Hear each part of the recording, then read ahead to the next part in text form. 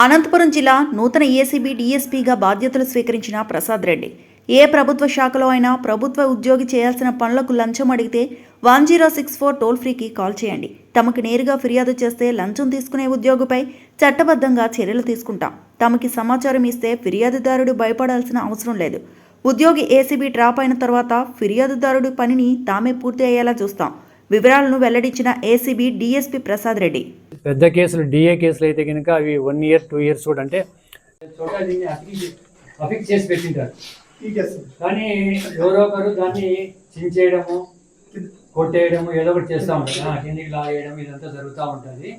కాబట్టి ఇప్పుడు తర్వాత కూడా మళ్ళీ ఫ్రెష్ కూడా అన్నిట్లా ప్రభుత్వ కార్యాలయ దగ్గర ఫిక్స్ చేస్తాము. మీరు కూడా గమనిస్తూ ఉండండి, పోయినప్పుడు పోస్టర్స్ చినిగిపోయి ఉన్నాయని మీకు తెలుస్తుంది.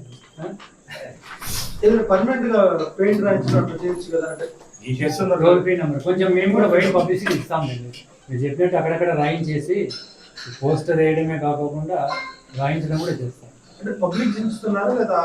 పబ్లిక్ ఎవరు చించారు?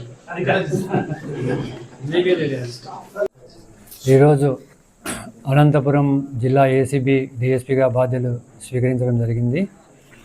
అనంతపురం జిల్లాలో, ఉమ్మడి అనంతపురం జిల్లాలో ఏ ప్రభుత్వ కార్యాలయంలోనైనా సరే ఎవరైనా వారు చేయవలసిన పనులకు డబ్బులు అంటే లంచం డిమాండ్ చేస్తే కనుక నేరుగా ఏసీబీ అధికారులకు సంప్రదించవచ్చు.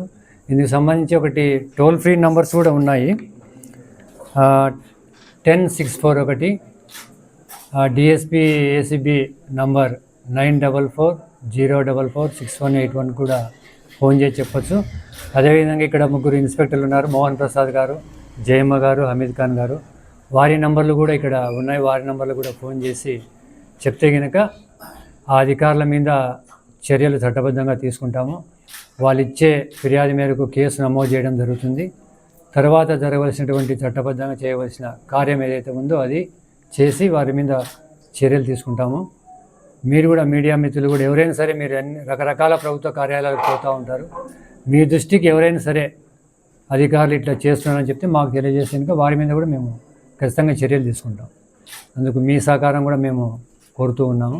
మీ సహకారం అందిస్తారని చెప్పి భావిస్తూ ఉన్నాం. అయితే మన దగ్గరికి ఫిర్యాదుదారులు రావాలి అంటే ఎక్కడైనా సరే, ఇప్పుడు ప్రింట్ మీడియాలో ఊరికే పలానా దగ్గర పలానా అధికారి డబ్బు డిమాండ్ చేస్తున్నారని చెప్పేసి వస్తుంది ప్రింట్ మీడియాలో.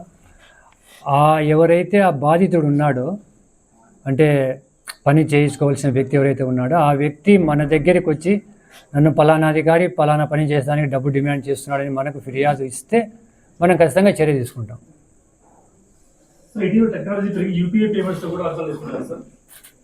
దాన్ని కూడా మార్గం ఉంటుంది, మా దగ్గరికి రావాలి ఆ వ్యక్తి, యూపీపీ తీసుకోవచ్చు. దానికి కూడా మార్గాలు ఉన్నాయి, దాన్ని కంటైన్ చేసేదానికి.